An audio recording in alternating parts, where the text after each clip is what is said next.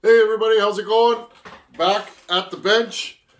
We're going to keep motoring along and get this 288 Farmer Tech clone slash OEM work saw build done for my buddy Caleb. Super excited. I am just moving lately. I want to get some of these projects, lingering projects done, and then we can move on to new projects. And again, friends, this is just kind of a fun build. A lot of people are like, "Well, if I put a new OEM top end and crank it, it would really make the cost of building this power saw kind of expensive." And I totally agree with that. But I have all the parts here, friends. The more work you do on power saws, you'll start picking up junk saws here and there. People will drop them off to you, and before you know it, you'll have the parts you need to do a lot of these builds, because they'll just be laying around in your shop.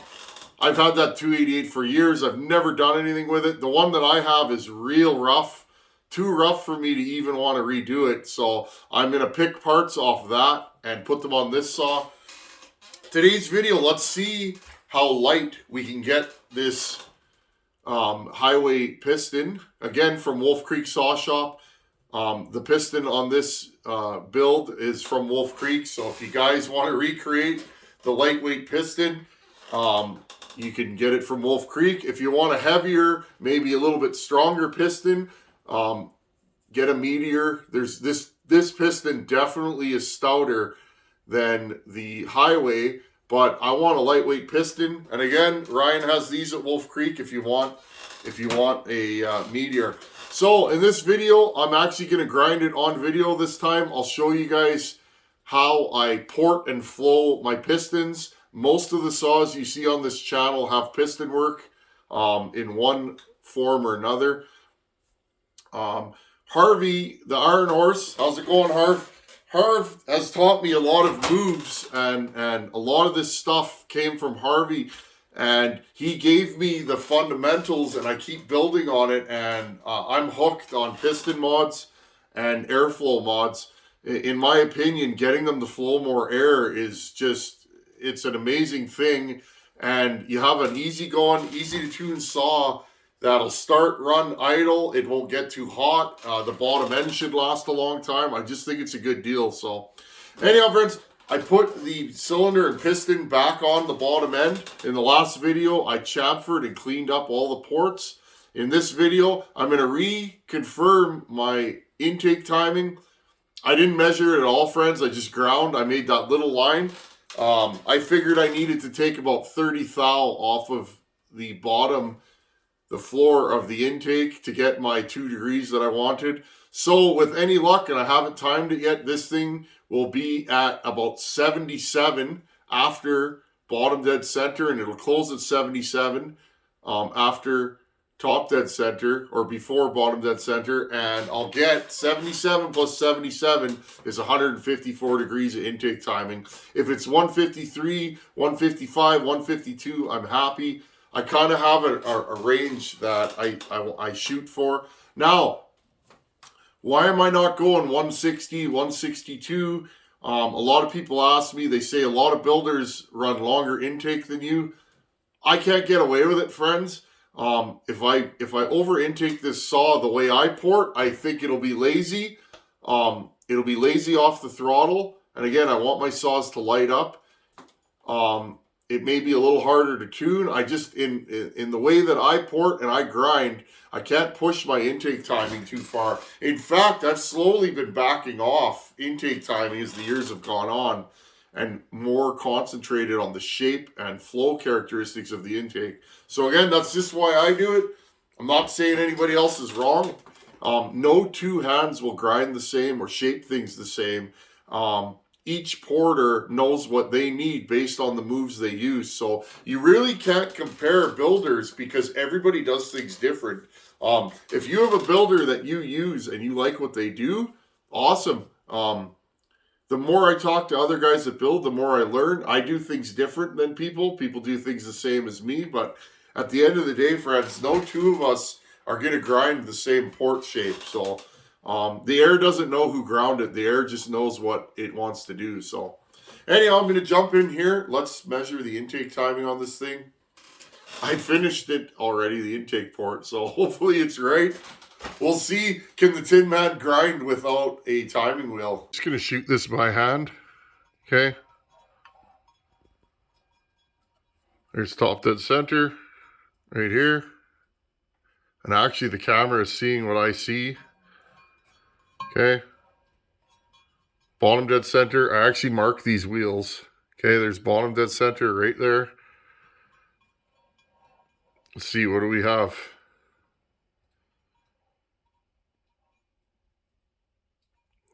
There's 77. I'm going to hold it there with my thumb, give or take.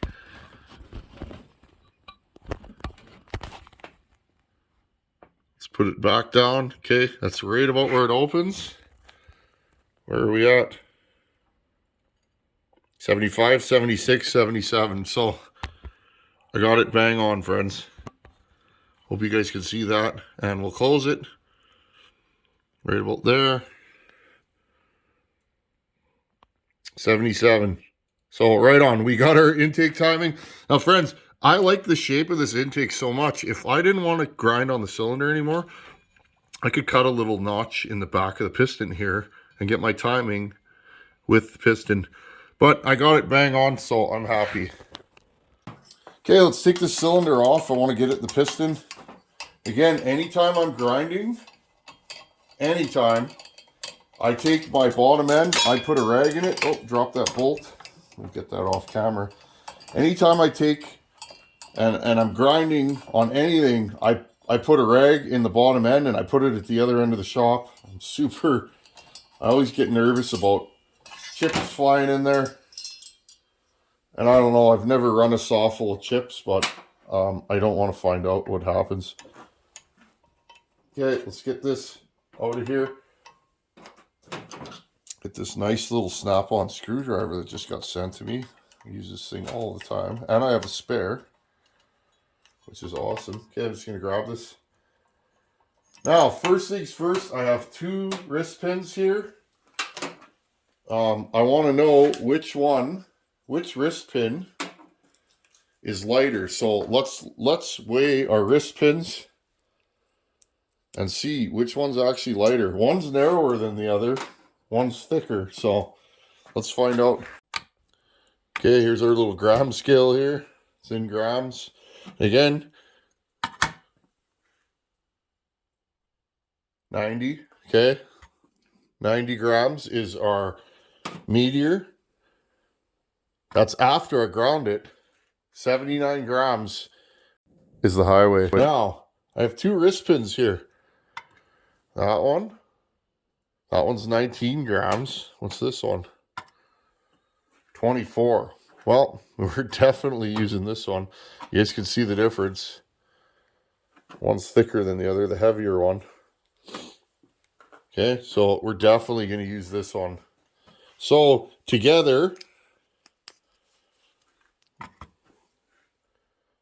so we have 100 grams stock with this. Now ground, if I ran this meteor, 114 grams. So we're already 14 grams lighter with this combination. Okay, I'd like to get this piston, if it's 79, I don't know, it'll probably be 77, 76 when I'm done. I'm not going to do a ton of this thing. It already has giant windows. Look at the size of difference. This one I ground on to make the windows that big. This one's already like that. Okay, I did a lot of work to this meteor piston. I'll use it in another build. No time wasted. Okay, so I'm just going to go in, get rid of these little casting ribs. Okay, get rid of these stress risers, and I'll go in. I'll get rid of this seam, that one. Maybe take this little nub off here. And I'm going to go in and open up these windows a little bit more. And again, get rid of the seam in the windows. I'll do that on video for you guys. Just let me get set up here. Okay, I'm going to use this little ball burr here. Hopefully you guys can see. My bench is an absolute mess because I've been grinding and grinding and grinding. But that's what I do. And then I'll clean the whole thing off before I do any assembly. Okay, so I'm going to go in and smooth the inside and get rid of these casting ribs. I do not touch the top of the piston. A lot of the stress is on the crown. I want to keep that crown factory.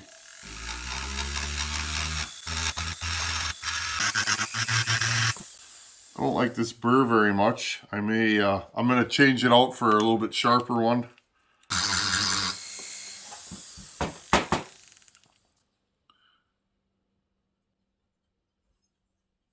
Okay, and I'm probably going to have to change my tooling several times just to get in.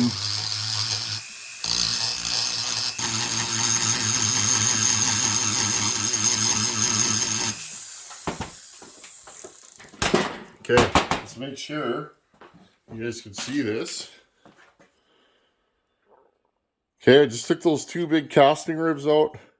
I will probably hit this with some sandpaper. But I don't want to do too much on this piston because, like I said, it's already quite thin. All I want, friends, is I want the air to flow more easily through here. Now I'll go into the windows with a different burr and I'll open them up. I'll probably hit the bottom of this right now. This thing's kind of big for what I'm doing, but you guys see, make quick work of it. So I use lower RPM and just try not to... You don't want a thin spot on your piston because then it could crack. Okay, I'll change this tooling now. Put this one in. Okay. Start with one window.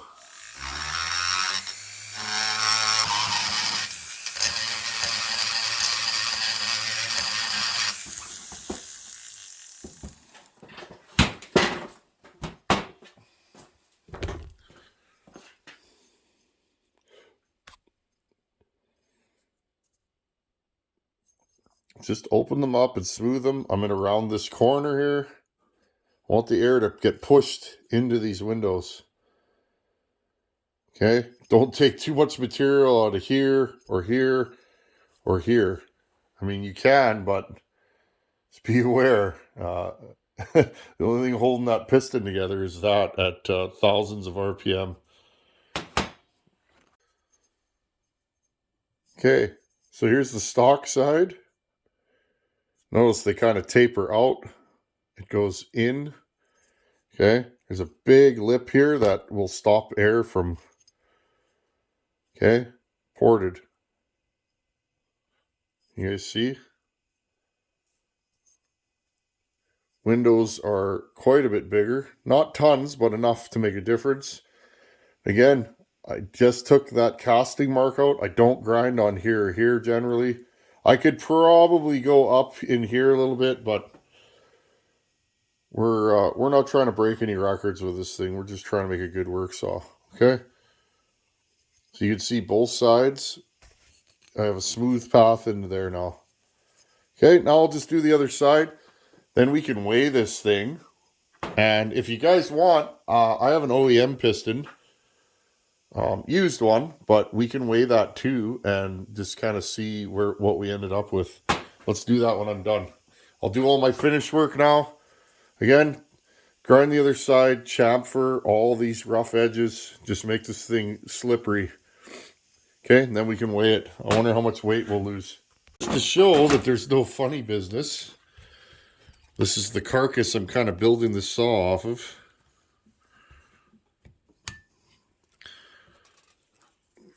Okay, let's remove an OEM piston from an OEM saw. Let's see. There's our circlips. Hopefully this wrist pin isn't stuck or this... Oh, interesting.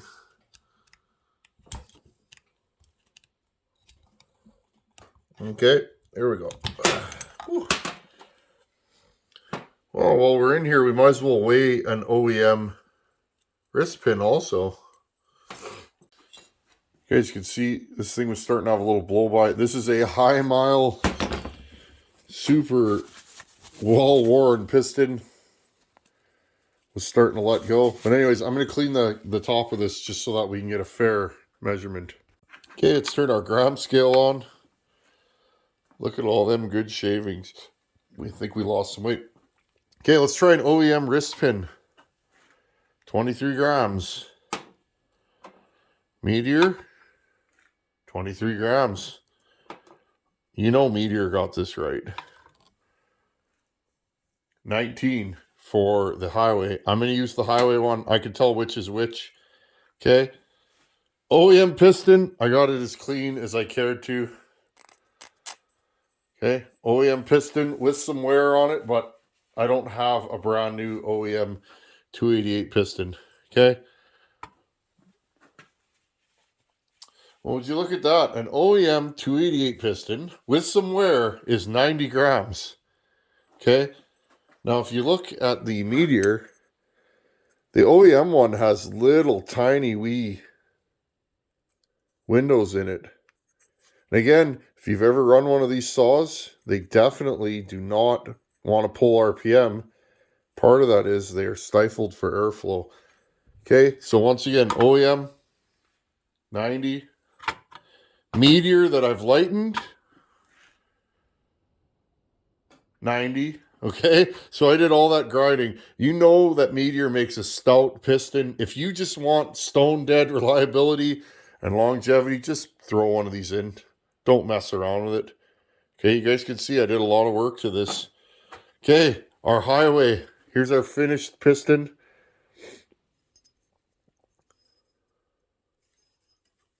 Compared to OEM, look at the size difference. Huge difference in the size of the windows. Which one's going to flow more air? Okay, what did we end up with? 77. So what was this thing? 79, so we lost 2 grams. But again, 77. Let's put the wrist pin we're using.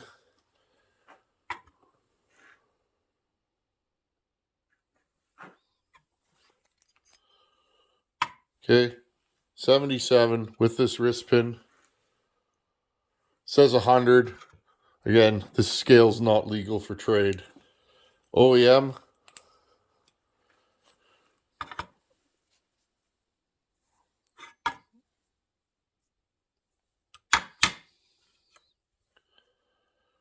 OEM's 113, so it would be 13 grams heavier.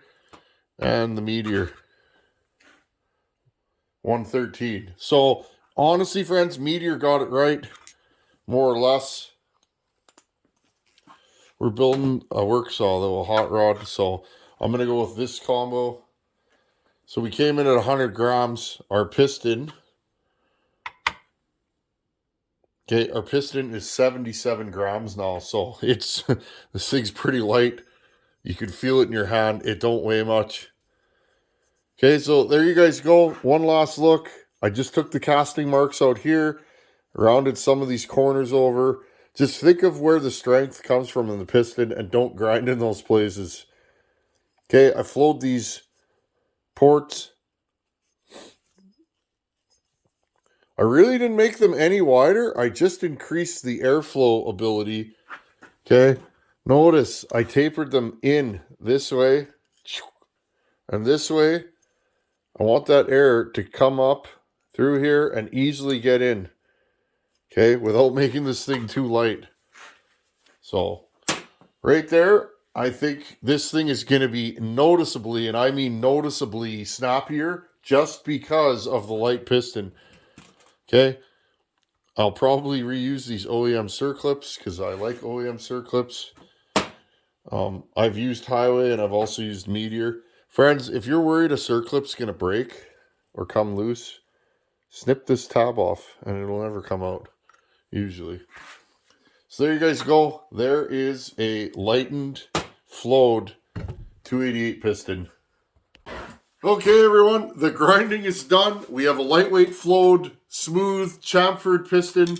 I went around the edge of this with sandpaper, Scotch-Brite, just cleaned it up. I polished it a little bit. I did all the edges. I like to bevel them here and here. I like smooth, okay? I want this piston to be slippery. I'll probably polish it up a little bit more, and then in the house it'll go. I'll wash it. Same thing I do with my cylinders.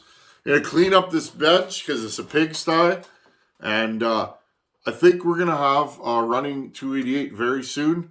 I said I would go step for step with this with you guys, and that's what I plan on doing. So again, our final timing numbers, we hit them 100 after top dead center.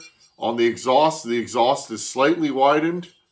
Okay, slightly widened. My transfers open 20 degrees after.